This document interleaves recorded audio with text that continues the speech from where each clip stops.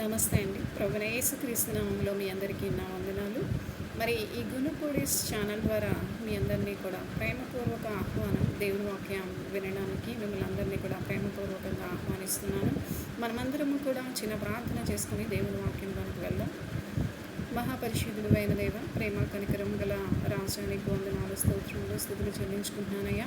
గొప్ప దేవుడో ప్రభా, ప్రార్థన ఆలకించే దేవుడా యేసయ్య, మీ యొక్క సన్నిధి మాతో ఉంచి మీ బిడ్డలతో మీరు మీ సత్యవాక్యాన్ని తెలియచేయమని యేసు నామమున ఈ ప్రార్థన సమర్పించుకుంటున్నాం తండ్రి.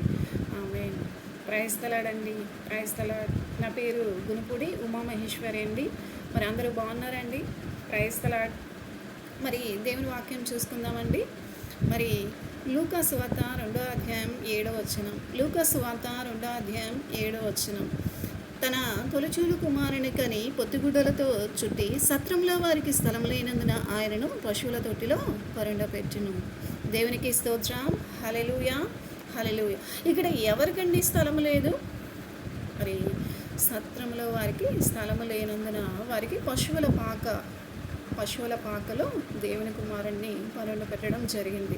మరి ఇక్కడ స్థలము లేని స్థితిని ఆయన ఎందుకు ఉన్నారంటే, మరి ఆ స్థలము అనేది సత్రంలో కూడా ఆయనకు స్థలం లేదు, కానీ ఆయనకు దొరికిన స్థలం పశువుల పాక. కానీ 1 తిమోతి 6వ అధ్యాయం 16వ వచనంలో చూసుకుంటే, ఎవరు సమీపింపరాని తేజస్సులో అమరత్వం కలిగిన దేవుడు, మరి అటువంటి గొప్ప దేవుడు ఆ దివ్య మహిమను విడిచి యొక్క సర్వలోక మానవాళి పాపముల కొరకు సర్వ సృష్టిని సృష్టించిన ఆ సృష్టికర్త ఈ భూమి మీద అడుగుపెట్టినప్పుడు ఆయనకి ఇక్కడ స్థలము లేదు. కానీ ఆయనకు దొరికిన స్థలం ఏంటంటే పశువుల పాక. ఈ పశువుల పాక ఏ రీతిగా ఉంటుందండి? పశువుల పాక చాలా అందంగా ఉంటుందా? పశువుల పాక చాలా సుగంధపూరితంగా ఉంటుందా? కాదండి. పశువుల పాక ఒక పశువుల యొక్క మలమూత్ర విసర్జనతో ఒక దుర్గంధపూరితముగా చెత్త చెదారాలతో నిండి ఉంటుంది. ఎప్పుడైతే ఆ పశువుల పాక ప్రభువుకి చోటిచ్చిందో అప్పుడు ఆ పశువుల పాక ఏ రీతిగా మారిందంటే, అది ఊడ్చి శుభ్రం చేయబడి ప్రభువు ఉండడానికి అనుకూలమైన స్థలముగా మారింది. అంతేకాదు, మరి గొర్రెల కాపరులు దేవదూతల వర్తమానం విని ప్రభువుని ఆరాధించడానికి వచ్చినప్పుడు ఆ ప్రదేశము ప్రభువుని ఆరాధించే స్థలముగా కూడా మారింది. ఈ రోజున దేవుడు నీతో నాతో ఏం మాట్లాడుతున్నాడంటే, మరి అమ్మ మీ హృదయాలలో నాకు చోటు ఉన్నదా అని యేసయ్య మన హృదయాల్లో ఆయనకి చోటు కావాలని అడుగుచున్నప్పుడు, లేదు ప్రభా, నా హృదయంలో నీకు చోటు లేదు. ఎందుకంటే నేను ఈ రోజంతా కూడా నా బాయ్ ఫ్రెండ్తో మాట్లాడాలి, నా గర్ల్ ఫ్రెండ్తో మాట్లాడాలి, లేదంటే నాకు ఇష్టమైన నగలు ధరించుకొని, లేదా నాకు ఇష్టమైన వస్త్రాలు ధరించుకొని ఈ రోజంతా కూడా నేను నాకు ఇష్టమైన వాటితో నా హృదయాన్ని నింపుకొని నేను వాటిలో ఆనందించాలని అనుకుంటున్నాను. నా హృదయంలో నీకు చోటు లేదని త్రోసివేసే స్థితిలో నీవు ఉన్నామేమో. ప్రభు ఈరోజు నీతో నాతో ప్రతి ఒక్కరితో కూడా మాట్లాడుతున్నాడు. అమ్మ, ప్రభువుకి నీ హృదయంలో చోటు ఇవ్వలేని స్థితిలో నీవు ఎందుకున్నావో తెలియదు, కానీ ఈ రోజున ఎంతోమంది మరి యవనస్తులైన వారు పాడైపోవడానికి గల కారణం ఏంటంటే, వారి హృదయాల్లో దేవునికి చోటు ఇవ్వలేని స్థితిలో ఉన్నారు. మరి ప్రియ జనాంగమా, దేవుడు ప్రతి ఒక్కరితో కూడా మాట్లాడుతున్నాడు. ఏమని అంటే, నా హృదయంలో అమ్మా మీ హృదయాలలో మరి నాకు చోటు ఉన్నదా అని చెప్పి అడిగినప్పుడు, మనము ప్రభుకి మన హృదయాల్లో చోటిచ్చేవారముగా ఉన్నామా? లేదు. ఏ యొక్క వ్యసనాలతో మనం మన హృదయాన్ని నింపుకొని ఉన్నాం? మరి దేవుడు మనల్ని పరీక్షిస్తున్నాడు.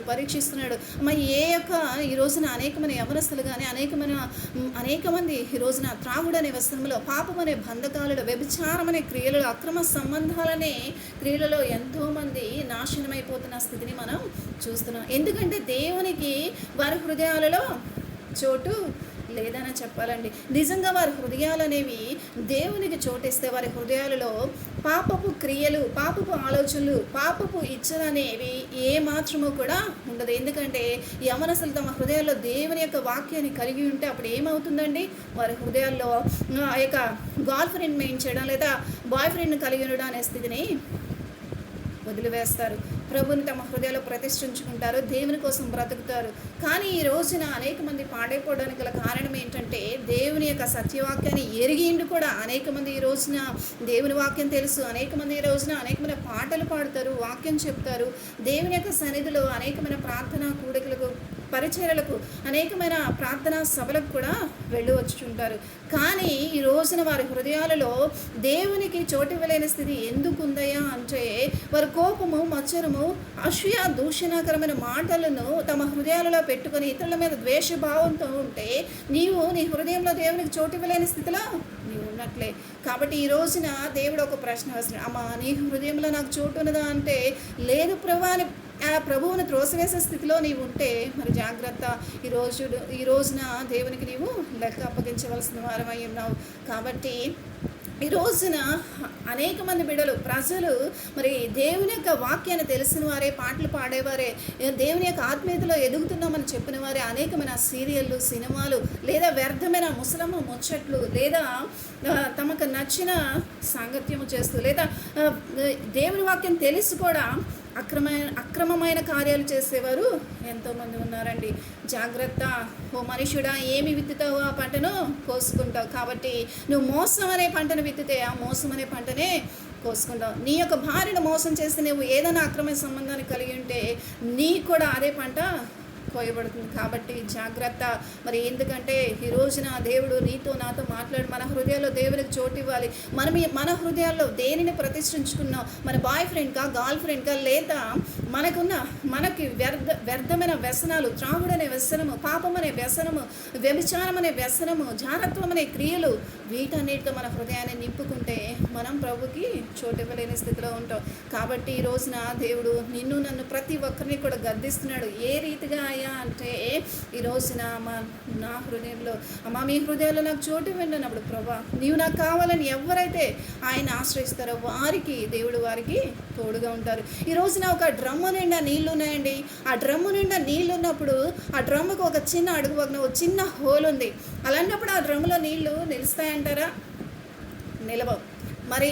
మరి మనం ఎంత ప్రార్థన చేసినా, ఎంత వాక్యం చదివినా, ఎంత పాటలు పాడి, ఎంత దేవుని యొక్క సన్నిధిలో, దేవుని యొక్క పరిచర్యలో పాల్గొంటున్నా మనలో ఏదో ఒక అవిధేత, ఇతరుల మీద ద్వేషము, కోపము, లేదా అసూయ, లేదా ఇతరుల్ని చిన్న చూపు చూడడం, నువ్వు పాపివని విమర్శించడం, లేదా భయంకరమైన పరిస్థితుల్లో వారితో ఏమైనా వ్యర్థమైన మాటలు మాట్లాడడం అనేది కూడా దేవుని యొక్క చిత్తము, ఉద్దేశము కాదు. మరి దేవుడు ఈ రోజున ప్రతి ఒక్కరిని కూడా గద్దిస్తున్నాడు. ఏ రీతిగా అంటే నీ హృదయంలో దేవునికి చోటిస్తే ఇతరుల విషయంలో నిన్ను తగ్గించుకొని దేవుని నామని మహింపరిచే బిడ్డగా నీవు ఉంటావు. అలాగే ఈ సినిమాలని, సీరియల్స్ అని, వ్యర్థమైన కార్యక్రమాలకి నీ హృదయంలో చోటు ఇవ్వకుండా దేవునికి నీవు చోటిచ్చినట్టయితే దేవుని యొక్క హస్తం మనకు తోడుగా ఉంటుంది. అప్పుడు మన ఆత్మీయ స్థితి ఆశీర్వాదకరంగా ఉంటుంది. ఒకవేళ మనం ఏ అవిధేయతైనా కలిగి ఉంటే, నిజంగా ఏ సినిమాలో, సీరియల్కు బానిసలైపోతూ ఉంటే, ఈ యొక్క నిజంగా యవన కాలంలో ఉన్న బిడ్డలు అనేకమైన వాటికి బానిసలు అయిపోతున్నారు. డ్రగ్స్కి కానీ, మత్తు పదార్థాలకు కానీ, మత్తు పానీయాలకు కానీ. ఈ రోజున తల్లిదండ్రులు ఎంతో కష్టపడి చదివిస్తే, ఉన్నతమైన చదువులు చదివించడానికి హాస్టల్లో ఉంచి చదివిస్తుంటే యవ్వనస్తులు భయంకరమైన పరిస్థితులకు వెళ్ళిపోతున్నారు. ఎందుకయ్యా అంటే వారి హృదయాలలో దేవునికి చోటు లేదు. అందుకనే దేవుడు ఈ రోజున ప్రతి ఒక్కరిని కూడా అడుగుచున్నాడు, అమ్మ నీ హృదయంలో నాకు చోటు ఉన్నదా అన్నప్పుడు, అయ్యా యేసయ్య నా హృదయంలోనికి రండి నాయన, మీరు నాకు కావాలని చెప్పి ఎందరైతే ప్రభువుని తమ హృదయాల్లో పెట్టుకుంటారు వారి జీవితాలు. ఈ పశువుల పాకి ఏ రీతిగా అయితే పశువుల యొక్క మలమూత్ర విసర్జనతో దుర్గంధపూరితంగా ఉందో, ప్రభు ఎప్పుడైతే ఆ యొక్క పశువుల పాకలోకి వచ్చారో ఆ యొక్క పశువుల పాక శుభ్రపరచబడి ప్రభు ఉండడానికి అనుకూల స్థలముగా మారింది, ఆరాధించే స్థలంగా మారింది. ఎప్పుడైతే మన హృదయాల్లో కూడా దేవుణ్ణి మనం కలిగి ఉంటామో అప్పుడు దేవుడు మన హృదయాల్లో అట్టి పరిశుద్ధత ఈ పశువుల పాకలాగే మనలో ఉన్న చెత్తనంతా కూడా డిలీట్ చేసేసి మనల్ని పరిశుద్ధమైన జీవితాన్ని జీవించే ఆయన సాక్షులుగా, ఆయన బిడ్డలుగా ఆయన ఆశీర్వదిస్తాడు. అందుకని మనలో ఏ ఒక్క అవిధేత ఉన్నా సరే ఆ డ్రమ్ములో ఎలా అయితే ఒక చిన్న హోల్ ఉండడం వల్ల మరి ఎలా అయితే ఆ నీళ్లు నిలవవో, మన ఆత్మీయ స్థితి అనేది ఒక్క అవిధేత వలన మన జీవితం అనేది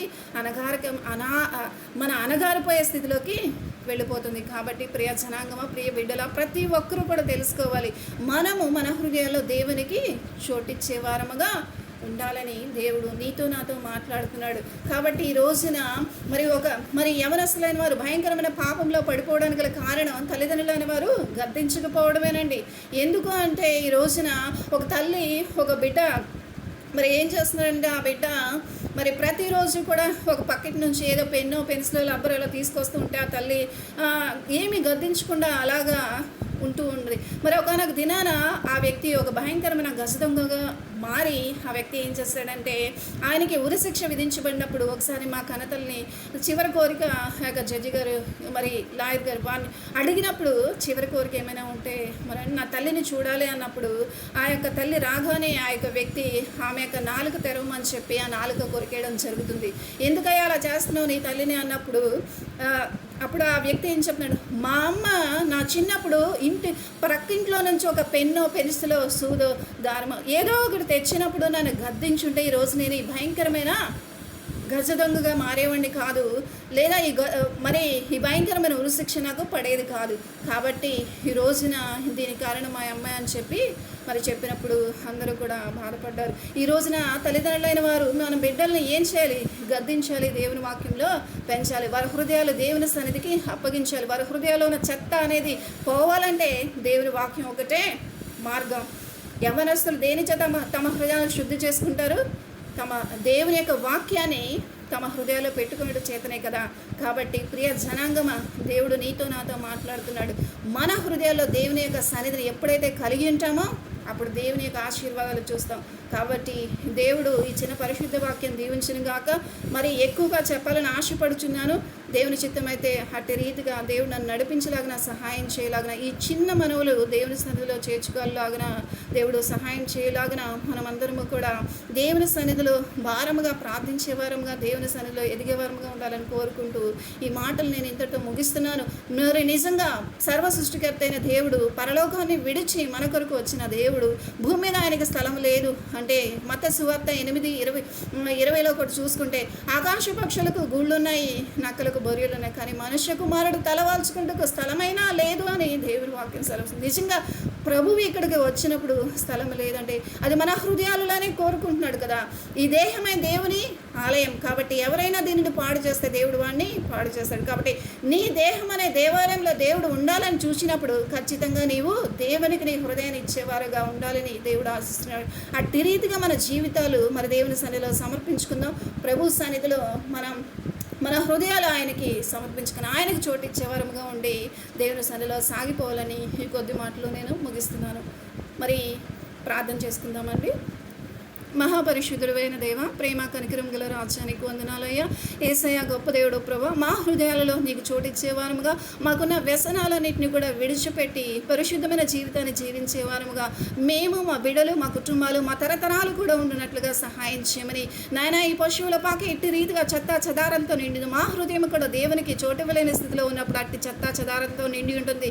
కాబట్టి ఎప్పుడైతే నాయన మా హృదయాలలో నీకు చోటిచ్చేమో ఆ చెత్త అంతా కూడా తీసివేయబడి పరిశుద్ధపరచబడి నీ సజీవ సాక్షులుగా మేమందరము ఉంటాం. కాబట్టి మా హృదయాల్లో మీ యొక్క సన్నిధి ఉంచండి. మీరు మా యొక్క జీవితంలో నివసించండి. మా హృదయంలోనికి రమ్మని మేమే మిమ్మల్ని ఆహ్వానిస్తాం. కాబట్టి మీరు మాకు తోడైంది, మీరే నడిపించమని అతి పరిశుద్ధమైన యేసు నామంలో ఈ మనవులను నాయనా ప్రభువా నాయనా చెల్లించుకుంటూ చూస్తున్న ప్రతి బిడకు కూడా మీ దినదీవులలో ఆశీర్వాదాలు అందించి మీరే మహిమ ఘనత ప్రభావములు పొందుకోమని యేసుక్రీస్తు నామమున ప్రార్థన సమర్పించుకుంటున్నాను తండ్రి. ఆమేన్.